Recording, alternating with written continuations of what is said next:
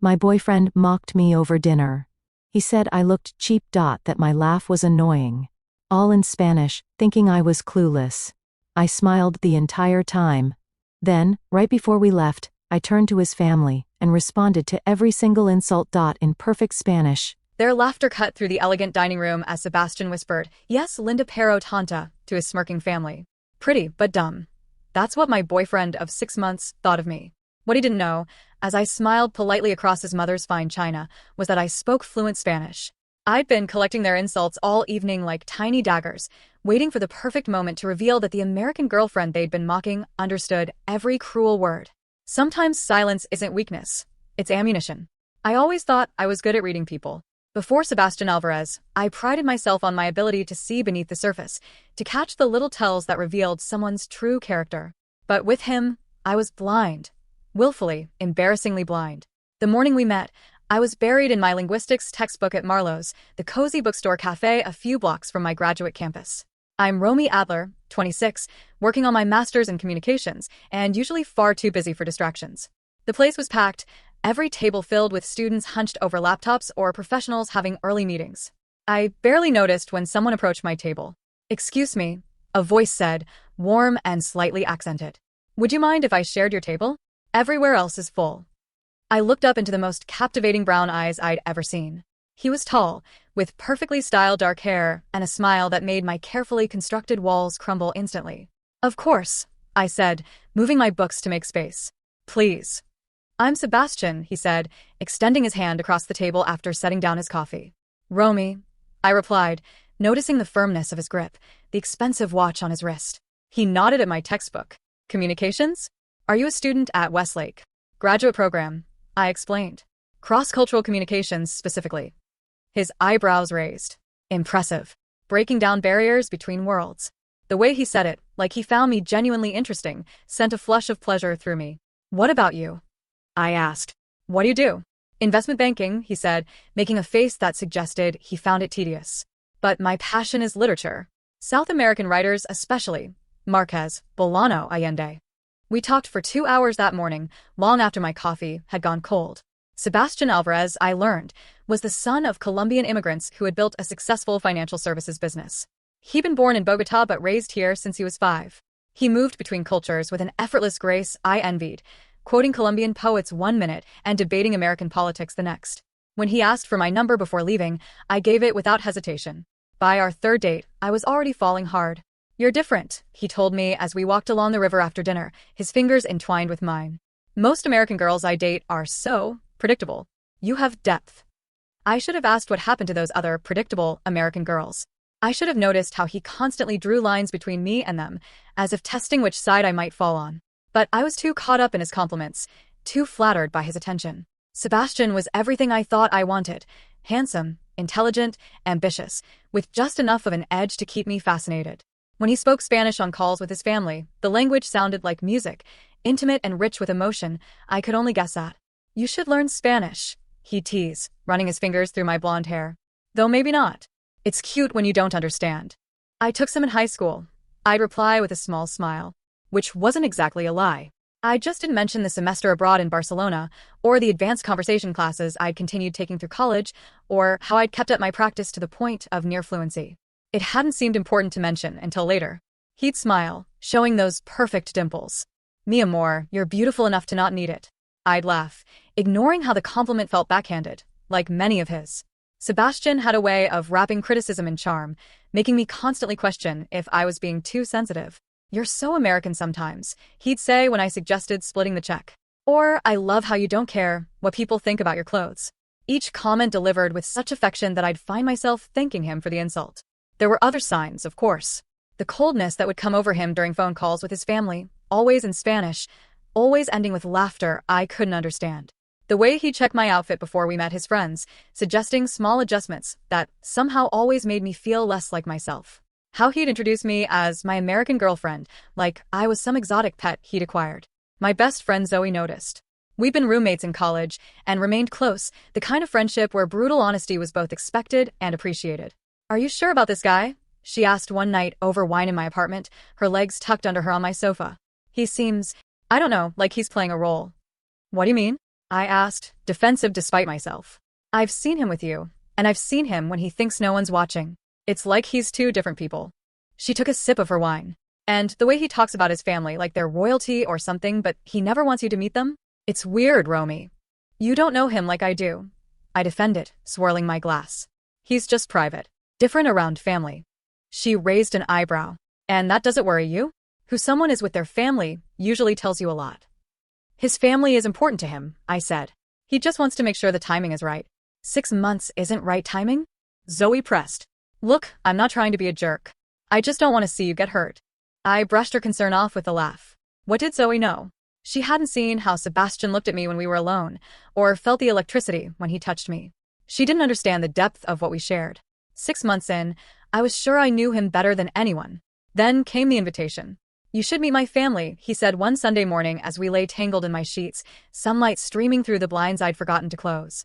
Big dinner next weekend. My mom's dying to see the girl who stole my heart. My stomach fluttered with both excitement and nerves. Really? You've told them about me? Of course, he said, but something flashed in his eyes. Amusement? Worry? It disappeared too quickly to read. They want to meet the American girl I can't stop talking about.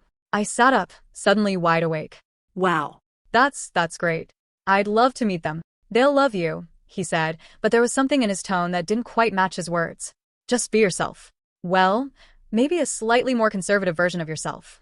I laughed, thinking he was joking. He wasn't. Over the next few days, Sebastian kept bringing up the dinner, making it sound less like a casual family gathering and more like some kind of test I was in danger of failing. Just smile and be polite, he reminded me more than once. My mother can be traditional, and my sister Camila is, well, she's protective of me. Just follow my lead, and you'll be fine. By the time the dinner was 3 days away, I'd worked myself into such a state of anxiety that I went shopping for a new outfit, discarding option after option as too casual, too revealing, too American. I finally settled on a conservative yet elegant navy dress that hit just below the knee, with a modest neckline and 3/4 sleeves. I practiced basic Spanish phrases in the mirror, rehearsing until my pronunciation seemed passable. I researched Colombian customs and traditions until my eyes burned from staring at my laptop screen. You're overthinking this, Zoe said when I called her in a panic the night before. It's dinner, not a UN summit. His family is important to him, I insisted, pacing my apartment. I want them to like me. There was a pause on the line. Romy, you sure you know this guy? I mean, really know him? I laughed off her concern. Of course I do. We've been together 6 months. Time doesn't equal transparency, she said, but I was already changing the subject, too nervous about tomorrow to hear her concerns. Saturday evening arrived with perfect early summer weather, warm with a gentle breeze that carried the scent of jasmine from somewhere nearby. Sebastian picked me up in his sleek black Audi, whistling appreciatively when I opened my door. You look beautiful, he said, kissing my cheek. Very appropriate.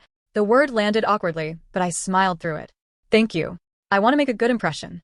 The drive to his parents' home took us through increasingly affluent neighborhoods until we turned onto a private drive lined with mature oak trees. The Alvarez home was a large stucco house in the hills, surrounded by carefully manicured gardens that must have required a full-time staff to maintain. The moment Sebastian pulled into the circular driveway, my mouth went dry. This wasn't just a family home, it was a statement of success, of permanence. Ready? Sebastian squeezed my hand, but the pressure felt like a warning, not comfort. The front door opened before we reached it. A woman who could only be Sebastian's mother emerged, elegant in a silk blouse and tailored pants, her hair in a perfect chignon, her smile wide but not reaching her eyes. Bienvenido, Romy. She pulled me into a tight hug that smelled of expensive perfume.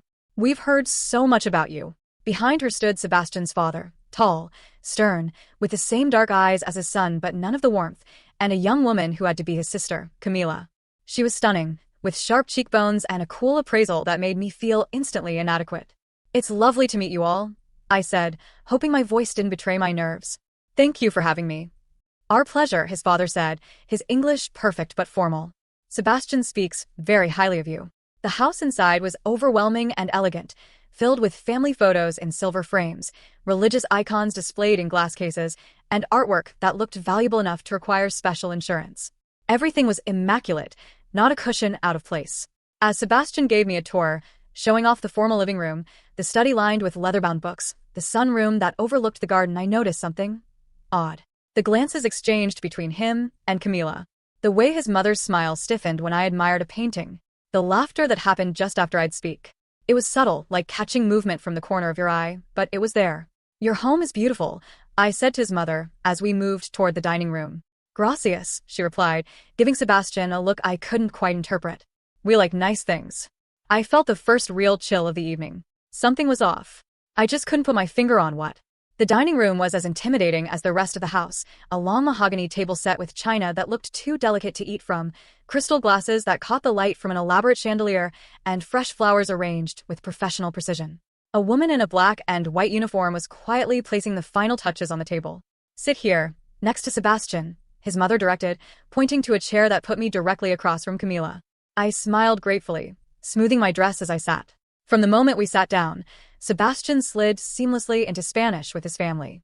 I kept my expression neutral, pretending to understand nothing beyond the most basic phrases. Mama, el vino que trajimos, Sebastian said, handing his mother the bottle we brought. She examined the label and gave a small shrug. Americano, she said with a note of disappointment. I pretended not to notice, keeping my smile fixed as I glanced around the table. Sebastian's father was watching me with detached curiosity, like I was an unusual specimen in a lab. Gracias por invitarme a su casa, I said carefully, using one of the phrases I'd practiced. Thank you for inviting me to your home. There was a beat of silence, then a ripple of what sounded like suppressed laughter. Sebastian's mother recovered first. De nada, she replied, exchanging a glance with Camila. Our home is your home. The maid appeared with the first course, a soup I didn't recognize but that smelled amazing. I complimented it, genuinely impressed. La sopa está deliciosa, I said, thinking my Spanish sounded decent enough. Ella parece una niñita barata de Instagram, Camila murmured to Sebastian, not even bothering to lower her voice. She looks like a cheap Instagram girl. I kept my spoon moving steadily to my mouth, pretending I hadn't understood. My cheeks burned, but I didn't let my smile falter. Sebastian laughed, not the laugh I knew, but something harder, meaner. Es linda pero tonta. She's pretty but dumb. His mother snorted delicately. I gripped my napkin under the table, twisting the fabric between my fingers until my knuckles turned white. The soup bowls were cleared, and a fish course followed. I complimented that too, determined to be the perfect guest even as the knot in my stomach tightened. I'd learned Spanish in high school, then got fluent during my semester in Barcelona. I'd kept it up with conversation groups and online classes, enjoying the secret skill, the window into another world. I'd never told Sebastian. It had never seemed important until now. As the meal progressed, I began counting their insults. My laugh. Molesta. Annoying. My clothes. Como una camarera americana. Like an American waitress. My conversation. Sin profundidad. Without depth. Each barb landed like a tiny dart, barely visible but stinging all the same. I kept smiling, kept eating tiny bites of each immaculately prepared dish, kept nodding as if I understood nothing. She's very blonde, isn't she? Sebastian's father said in English, addressing his son while looking directly at me. Dad likes to tease, Sebastian told me, patting my hand. Then, in Spanish to his father, she's not as vacant as she looks. More laughter. I took a sip of wine, wondering if they could see my hand trembling. The worst moment came when his father asked in Spanish if I was the one. Sebastian chuckled and shook his head. She's a good filler until I go back to Colombia, he replied, as casually as if discussing the weather. My stomach turned, but I didn't react. I made polite conversation with his sister, who responded curtly while glaring at my wine glass. I was on my second, and apparently that was one too many for proper company. So, Romy, Sebastian's mother said in English as dessert arrived, a delicate flan with espresso. Sebastian tells us you're in graduate school? Yes, I said, grateful for the chance to speak English again. I'm getting my master's in communications. How practical, she replied, in a tone that suggested it was anything but. And how did you two meet? She continued, stirring her coffee. Sebastian is usually so selective.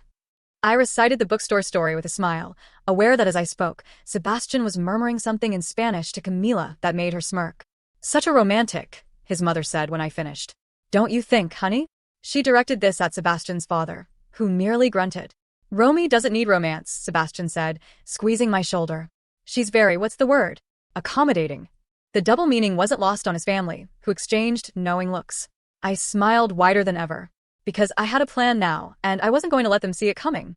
The dinner continued, each course more elaborate than the last. The main dish was a tender beef that melted in my mouth, served with tiny roasted potatoes and vegetables I couldn't identify. I ate mechanically, tasting nothing, every sense focused on the conversation happening around me. Sebastian tells us you grew up in Vermont. His father asked, his English precise and formal. Yes, in Burlington, I replied. My father is a professor of environmental science there. Academia, he said with a slight smile. Very idealistic. Papá fue profesor antes de entrar en finanzas, Sebastián said Tomé. Dad was a professor before he went into finance. I nodded as if this was new information, watching his father's expression soften slightly when discussing his past. It was the first genuine emotion I'd seen from him all evening. Did you enjoy teaching? I asked him directly. Very much, he replied, seeming surprised by my interest. But academia doesn't pay for houses like this. He gestured around him with his wine glass. No siempre se trata de dinero, Camila said, shooting her father a look. It's not always about money. Fácil decirlo cuando tienes mucho, Sebastián replied. Easy to say when you have plenty. The family dynamic was becoming clearer. Sebastian's father was the practical one, driven by success and status. His mother was the guardian of propriety and tradition. Camila seemed to be the rebel, though her rebellion appeared to be strictly within acceptable boundaries. And Sebastian? I was beginning to wonder if I knew him at all. Would you like more wine, Romy? His mother asked, eyeing my nearly empty glass. No, thank you, I replied, noting how she relaxed slightly at my refusal. The food is so delicious. I want to enjoy it fully. La chica sabe cuándo parar. Sorprendent para una americana, she said to her husband. The girl knows when to stop. Surprising for an American. I pretended to be fascinated by my plate. Sebastian's hand found my knee under the table, squeezing slightly. I resisted the urge to push it away. Romy is studying cross-cultural communication, he told his family in English. She's very interested in how people from different backgrounds interact. Is that so? His father asked, his interest seeming genuine for the first time. And what have you learned? I looked directly at him.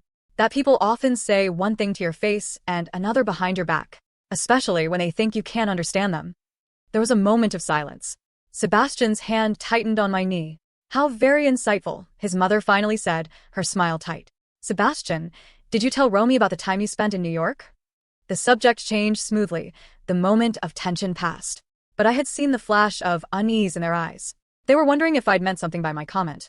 As dessert was served, I found myself studying Sebastian with new eyes. The way he deferred to his father, the careful way he monitored his mother's reactions, the competitive edge in his interactions with Camila. Here, in his family home, he wasn't the confident, charming man I thought I knew. He was performing, just as he had been with me all along. So, Romy, Sebastian's mother asked as I took a delicate bite of flan, how long have you two been seeing each other? 6 months, I replied. Demasiado tiempo, Camila mattered to Sebastián. Too long. His mother smiled thinly. And is it serious? I felt Sebastian tense beside me. Mama, por favor, he said quietly. It's a simple question, she replied in English. A mother likes to know these things. I placed my spoon down carefully. I think that's something Sebastian and I are still figuring out, I said diplomatically.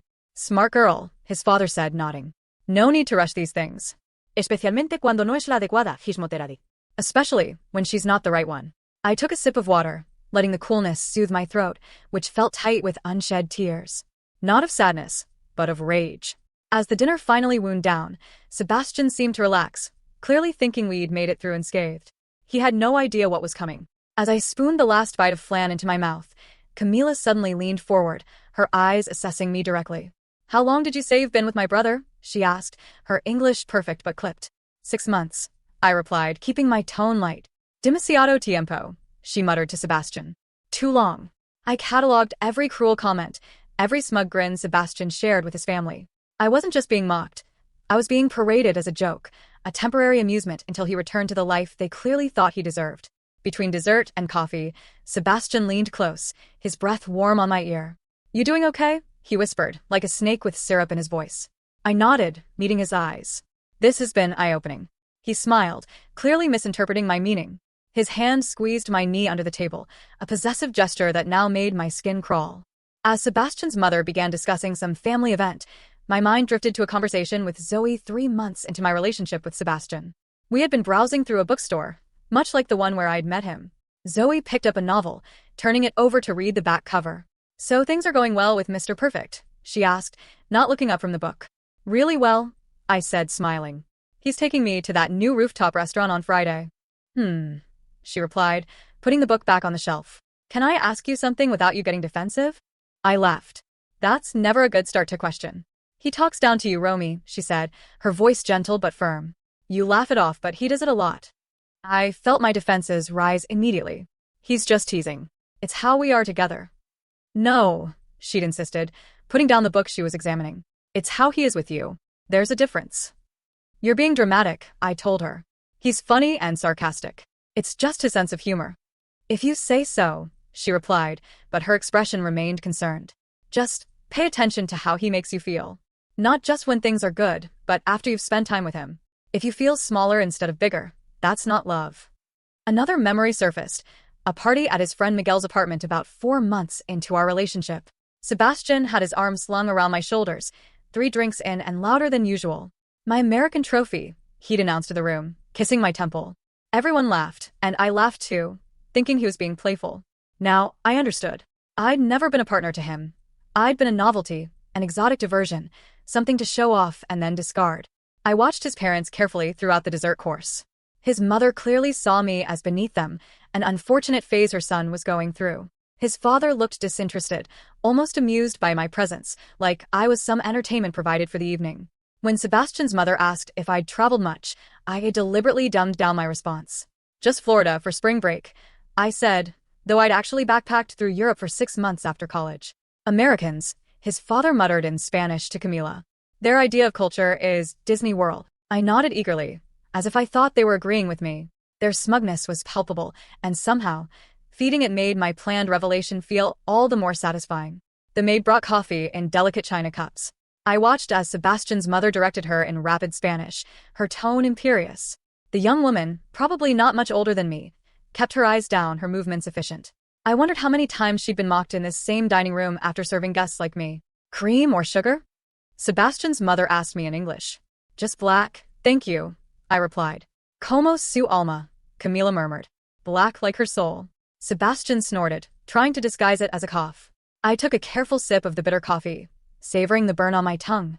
Sebastian told a joke in Spanish about gringas and white bread that made them all erupt in laughter. I smiled blankly, as if I hadn't heard the punchline that compared American women to bread, pale, soft, and with no flavor. The evening was winding down. Sebastian's father had poured himself another brandy, and his mother was discussing some charity gala they would be attending next weekend. I hope you stay sweet, Romy, his mother said, reaching across to pat my hand. Don't try too hard. It's unbecoming. The condescension in her voice was unmistakable. I just nodded, allowing a flicker of confusion to cross my face, as if I wasn't quite sure what she meant. As the maid cleared the dessert plates, I caught Sebastian's father's eye. Gracias por la cena, I said softly, making sure my pronunciation was perfect. Thank you for the dinner. He froze, coffee cup halfway to his lips. Sebastian looked at me sharply, eyes narrowing. Camila's mouth opened slightly. I just smiled, the same placid smile I'd worn all evening. But inside, I felt something shift, the balance of power tilting ever so slightly in my direction. The storm was gathering, and I was ready to let it break. As Sebastian's father set down his cup with a sharp clink against the saucer, the silence in the room became charged. His mother's smile had faltered, and Camila was sitting straighter in her chair, suddenly alert. Perdón? Sebastian's father said, his voice careful. I maintained my innocent expression. I was just thanking you for dinner, I replied in English, blinking as if confused by his reaction. Sebastian laughed, a nervous sound I'd never heard from him before. She's picked up a few phrases from me, he explained to his family in Spanish. Cute, right? His mother nodded, relief crossing her features. Yes, very quaint, but his father was still watching me, suspicion lingering in his gaze. I met his eyes briefly before looking away, as if intimidated. The conversation resumed, but with a new undercurrent of caution. Sebastian kept glancing at me, his usual confidence wavering. Tell Romy about the beach house in Cartagena, his mother suggested, clearly trying to steer the conversation to safer waters. Sebastian began describing their family vacation home, but I noticed he was choosing his words carefully now, speaking more English than Spanish. It sounds beautiful, I said when he finished. I'd love to see Colombia someday. Oh, his mother replied. Sebastian hasn't mentioned taking you. The barb was delivered with a smile, but I felt it all the same. No, I agreed. He hasn't. Camila, seeming to sense my changed mood, tried to reclaim control. Probably because Americans don't appreciate the real Colombia, she said in Spanish to her brother. They want resorts and tourist traps. I studied my coffee cup, letting the insult land without reaction. The counter, on my mental tally, clicked higher. Sebastian's father leaned forward. What do you hope to do with your communications degree, Romy? He asked in English, his tone suggesting he found the field trivial. I'm specializing in cross-cultural communications, I replied. There's so much misunderstanding that happens between people who speak different languages. For a moment, I thought I'd given too much away. Sebastian's expression flickered, but then he relaxed, apparently deciding I was speaking generally. Language barriers can be challenging, his mother agreed, with a pointed look at her son. Sometimes they're convenient, I said mildly. People often say things they wouldn't if they thought everyone understood. The table went quiet again. I took a sip of my coffee, savoring the tension I'd created. Sebastian cleared his throat. Maybe we should go soon, he suggested. Romy has an early class tomorrow. I didn't, but I nodded agreement. It's been such an interesting evening. As we prepared to leave, Sebastian's mother pulled him aside, whispering furiously in Spanish. I caught fragments, not serious and temporary among them. His father approached me while Sebastian was distracted. You've been quiet tonight, he observed. I've been listening, I replied. Something in my tone made him study me more carefully. Yes, he said slowly. I imagine you have. Sebastian returned, slipping his arm around my waist. Ready, mi amor? The endearment that once made my heart flutter now turned my stomach. I nodded, saying my goodbyes to his family with perfect politeness. As we walked to the car, Sebastian seemed relieved.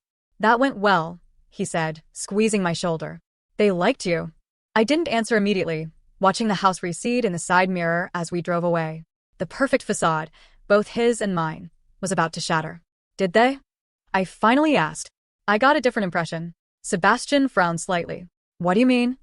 I looked out the window at the passing streetlights, each one illuminating my face for a moment before darkness returned. Just that people aren't always what they seem, I said quietly. He laughed, but it sounded hollow. You're overthinking, Romy. Everything's fine. I nodded, letting him believe that, for now, the confrontation could wait until we weren't in a moving vehicle. But it was coming. The storm clouds had gathered, dark and heavy with 6 months of lies and mockery. And I was finally ready to let the rain fall. The ride back to my apartment was tense. Sebastian kept glancing at me, his usual confidence replaced by something I'd never seen in him before, uncertainty. You're quiet, he said, turning down the radio. Did something happen? I watched the streetlights flash by, each one illuminating his perfect profile for a split second before returning him to shadow. 6 months of lies. 6 months of thinking I was the lucky one. I was just thinking about your family, I said carefully. They loved you, he insisted, reaching for my hand. I let him take it, though his touch now felt foreign. My mother said you were charming. Did she? I asked. In English or Spanish? He laughed, but it sounded forced. What does that matter? Just curious. We rode in silence for another mile before he tried again. Look, I know my family can be a bit intense, but they mean well. I nodded, not trusting myself to speak. The anger I'd been suppressing all evening was building, a pressure behind my ribs that threatened to explode. I focused on my breathing, on the plan taking shape in my mind. Want to come up? I asked when he pulled up to my building. For coffee. Relief washed over his face. Sure. I'd like that. My apartment was small but cozy, filled with books and photos, and the little treasures I'd collected during my travels. Sebastian had always treated it like a quaint curiosity, so different from his sleek downtown condo with its minimalist furniture and stark white walls. I put water on to boil while Sebastian made himself comfortable on my sofa, scrolling through his phone. A text chimed, and he smiled at the screen. Your sister? I asked, leaning against the kitchen counter. Yeah, he replied, typing a response. She wants to know if you survived the Inquisition. What are you telling her? That you were perfect, he said, setting his phone down. The perfect American girlfriend. I walked over slowly, sitting on the coffee table directly across from him. Our knees almost touched. Can I ask you something, Sebastian? He leaned forward, taking my hands. Of course, mi amor. Anything. What does "yes linda pero tonta" mean? The color drained from his face. His hands went slack in mine. What? Orninita barata de Instagram? I'm particularly interested in that one. Sebastian's eyes widened. Romy, Or how about she's a good filler until I go back to Colombia? That was my personal favorite. The silence in my apartment was deafening. I could hear the water beginning to boil in the kitchen, the tick of the clock on my wall, the blood rushing in my ears. Wait, you speak Spanish? Sebastian finally managed, his voice barely above a whisper. I withdrew my hands from his. Oh, fluently, I said. Since I was 16. It's really helped tonight. He stood abruptly, running his hand through his hair. Why didn't you tell me? Why didn't you tell me I was just a temporary amusement? I countered, remaining seated. Why didn't you tell me your family would mock and humiliate me at dinner? It wasn't like that, he started, but I cut him off. It was exactly like that, I said, my voice steady despite the rage churning inside me. You brought me there to be laughed at, to prove something to your family, that you could bag the dumb blonde American girl. Row me, please. I sat there for 3 hours. I continued, standing now. 3 hours of listening to you and your family tear me apart in a language you thought I couldn't understand. Your sister called me cheap. Your mother said I wasn't good enough for you. And you, my voice broke slightly. You said I was just filling time. Sebastian's face had gone from pale to flushed. It was just family teasing, he said weakly. It didn't mean anything. It meant everything, I replied. It showed me exactly who you are when you think I can't understand you. He took a step toward me. Look, I'm sorry if some things got lost in translation. Nothing got lost, I interrupted. Everything was crystal clear. You've been playing me for 6 months. That's not true, he protested. I care about you. You care about having a blonde American trophy to parade around, I said. Someone who won't challenge you or see through your act. That's not fair. Fair. I laughed bitterly. Was it fair to listen to your sister call me a cheap Instagram girl? Was it fair when you agreed that I was pretty but dumb? Was any of tonight fair, Sebastian? He had the decency to look ashamed. My family is complicated, he said. You don't understand the pressure. I understand perfectly, I cut in. I understand that you're a coward who can't stand up to his family. I understand that you've been living a double life, the charming boyfriend with me and the sneering son with them. It's not that simple, he argued, desperation creeping into his voice. Yes, tonight was bad, but my feelings for you are real. Which feelings? I asked. The ones you express in English to my face, or the ones you share in Spanish behind my back. Sebastian sank back onto the sofa, head in his hands. I've made a terrible mistake, he said. I never thought you'd understand. That's the problem, isn't it? I said quietly. You never thought I'd understand. You never thought I had depth or intelligence or the capacity to see through you. That's not true, he insisted, looking up at me with pleading eyes. Let me explain. I think you've explained enough, I said, walking to the door and opening it. We're done, Sebastian. Lose my number. You're fluent in lies, but I don't translate those anymore. He stood slowly, disbelief written across his face. You're breaking up with me? Just like that. Just like that. I confirmed. Though I'd say you broke us long before tonight. Row me, please, he begged. We can fix this. Let me talk to my family. There's nothing to fix, I said firmly. Tonight wasn't a misunderstanding. It was a revelation. Don't do this, he said, moving toward the door, but not leaving. Let's talk tomorrow, when we're both calmer. Goodbye, Sebastian, I said, my voice steady despite the tears threatening to fall. Que te vaya bien. Wishing him well in the language he never thought I'd master was my final act of defiance. He stared at me for a long moment, as if seeing me for the first time. Then, without another word, he walked out. I closed the door behind him, leaning against it as my legs threatened to give way. The kettle in the kitchen was whistling furiously. Like me, it had reached its boiling point. Sebastian blew up my phone for days. Texts, voice notes, even flowers at my door with apology cards I never read. I ignored them all, watching as his messages evolved from apologetic to angry to pleading. You're overreacting. One text read. It was just family banter. Another. I miss you. Please call me. And finally, you owe me a chance to explain. I owed him nothing. I blocked his number a week after the dinner. But I wasn't just angry, I was disappointed. In him, yes, but also in myself. How could I have missed the signs? How could I have been so willfully blind? The Monday after blocking him, I met with Zoe at our favorite cafe, the one with mismatched chairs and poetry readings on Thursday nights. She was already waiting when I arrived, 2 lattes on the table. You look like hell, she said bluntly as I slid into my seat. Thanks, I replied, managing a small smile. I feel worse. I told her everything, the dinner, the insults, the confrontation afterward. She listened without interrupting, her eyes growing wider with each detail. When I finished, she didn't say, I told you so. She just reached across the table and squeezed my hand. I'm so proud of you, she said. That took guts. It took too long, I admitted. I should have seen it sooner. We all have blind spots when it comes to love, she said. The important thing is you saw the truth eventually and had the strength to walk away. We sat in companionable silence for a moment, sipping our coffees. A memory surfaced. My high school Spanish teacher, Senora Ortega, a tiny woman with enormous energy who had instilled in me a love for the language. Language is power, she used to tell us. When you learn to speak someone else's tongue, you gain access to their world. Never let anyone silence you. I'd carried those words with me through college, through my semester in Barcelona, through my continued studies. But somewhere along the way, with Sebastian, I'd allowed myself to be silenced. I'd played small to make him feel big. What now? Zoe asked, interrupting my thoughts. Now I pick up the pieces, I said, and make sure I never ignore red flags again.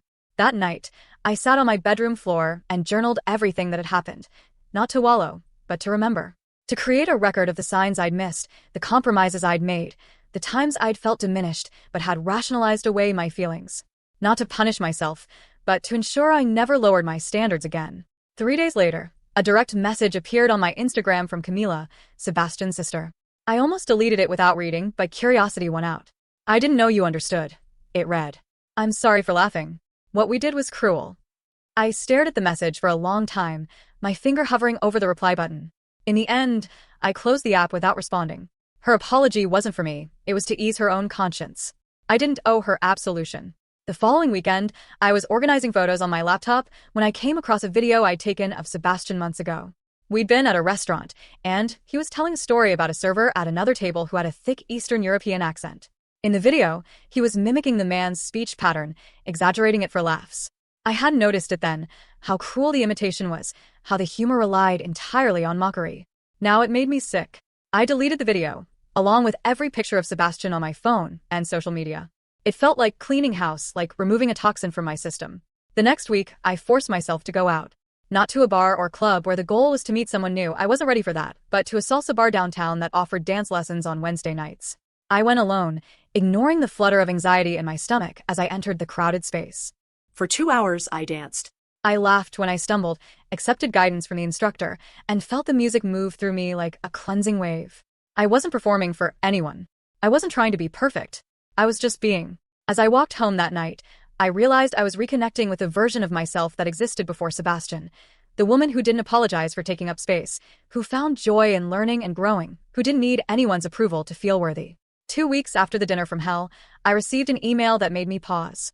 A bilingual copywriting agency was offering me a position, Spanish fluency required. It was the job I'd applied for months ago, but had almost forgotten about in the chaos of my personal life. I sat at my kitchen table, staring at the offer letter. Full circle, I whispered to myself, a smile spreading across my face. That night, I called my parents to share the news. They were thrilled, especially my father, who had always encouraged my language studies. I'm proud of you, kiddo, he said. Not just for the job. Zoe told us about what happened with that guy. I groaned. She shouldn't have. She was worried about you. My mother chimed in, and she wanted us to know how strong you were being. I don't feel strong, I admitted. I feel foolish. Recognizing when someone isn't treating you right and walking away, that takes strength, my father said. A lot of people never get there. After we hung up, I sat on my balcony watching the city lights, feeling something settle inside me. I wasn't broken, just bruised. And sometimes, bruises remind you of the fights worth walking away from. A month later, I heard through mutual friends that Sebastian had moved back to Colombia. Apparently, his father had connections at a prestigious financial firm in Bogota, and a position had suddenly become available. I felt nothing at the news. Just relief that I wouldn't have to worry about running into him around town. Life settled into a new rhythm. I started my job at the copywriting agency, using my Spanish daily to bridge worlds between clients and consumers. On weekends, I began teaching beginner Spanish classes at a community center downtown, mostly to young girls whose parents wanted them to have an edge in an increasingly global world. Why do you want to learn Spanish? I asked my students on the first day. My mom says it will help me get a job someday. One girl replied. I want to understand the lyrics to Bad Bunny songs, said another, making the class laugh. I want to travel the world and talk to everyone, said a shy girl in the back, her eyes bright with possibility. That was the answer that resonated with me. Language as connection, as a door to new experiences and understandings. I made it my mission to not just teach them vocabulary and grammar, but to give them the confidence my teacher had given me, to speak up, to make mistakes, to find their voice in another language. 3 months after the disastrous dinner, I wrote an anonymous piece about my experience titled, Language and Love, what I learned when my boyfriend didn't know I understood his insults. I submitted it to an online publication on a whim, not expecting much. It went viral on Medium within days. Comments poured in from people sharing similar stories, of partners who belittled them in other languages, of in-laws who thought their cultural differences gave them license to be cruel, of the moment they finally stood up for themselves. Your story made me realize I deserve better, one comment read. I left him yesterday. I hadn't written the piece for validation or revenge. I'd written it to process my experience, to transform it from something that happened to me into something I could control. But knowing it had helped others made the pain worthwhile in a way I hadn't anticipated. To celebrate the success of the article and my new job, Zoe and I planned a trip to Costa Rica, a place I'd always wanted to visit but had put off because Sebastian had insisted we save for a trip to Colombia instead. The irony wasn't lost on me. For 10 days, we hiked through rainforests, lounged on beaches, and explored local markets. I negotiated everything in Spanish, haggling with vendors, chatting with our tour guides, ordering food in tiny local restaurants far from the tourist paths. It felt like a quiet reclaiming of something that had been tainted by my relationship with Sebastian. On our last night, we went to a beach cafe where locals gathered to watch the sunset. The air was heavy with salt and promise, the sky a riot of pink and orange as the sun sank into the Pacific. I was sipping a cold beer when a man approached our table. He was tall with sun-streaked hair and an easy smile. "Mind if I join you?" he asked in English tinged with a slight accent I couldn't place. "I'm Mateo. I own this place." Zoe kicked me under the table, her eyes wide with encouragement. I nodded, and Mateo pulled up a chair. We talked as the sky darkened and stars emerged. He was Costa Rican but had spent years in Australia, which explained the unusual accent. He was intelligent, funny, and most importantly, he listened. Really listened, without interrupting or one-upping or dismissing. "What brings you to Costa Rica?" he asked. "A celebration," I replied. "New job, new chapter." "And what was the old chapter?" I hesitated, then decided on honesty. A relationship that wasn't what I thought it was. He nodded, understanding in his eyes. "Those can be the hardest to leave. But the most necessary," I added. As the night progressed, Zoe made an excuse about being tired and headed back to our hotel, shooting me a not-so-subtle thumbs-up as she left. Mateo and I continued talking, moving from casual conversation to deeper topics, his dreams of expanding his cafe into a cultural center, my passion for using language to connect people. "Do you speak Spanish?" he asked, switching to the language seamlessly. "Fluently," I replied in kind. "That's refreshing," he said. "Most tourists don't bother." "I believe in meeting people where they are," I told him. "Language is the first step." He smiled, and something warm unfurled in my chest. Not the desperate, consuming attraction I'd felt with Sebastian, but something quieter and more substantial. "Can I ask you something personal?" I said as he walked me back to my hotel later. "Of course." "Do you ever make fun of your date in a language she might not understand?" He laughed, the sound genuine and warm. "Only if I want to get slapped." "Why would anyone do that?" "You'd be surprised," I said softly. He stopped walking, turning to face me. "Someone did that to you?" I nodded. "And you understood?" "Every word." He whistled low. "I bet that didn't end well for them." "It ended exactly as it should have," I replied. We reached my hotel, and Mateo wrote his number on a napkin from his cafe. "If you're ever back in Costa Rica," he said, handing it to me. "Or if you just want to practice your Spanish." I took it, our fingers brushing. "Thank you for a lovely evening."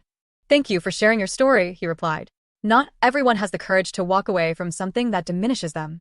I watched him leave, the napkin with his number clutched in my hand.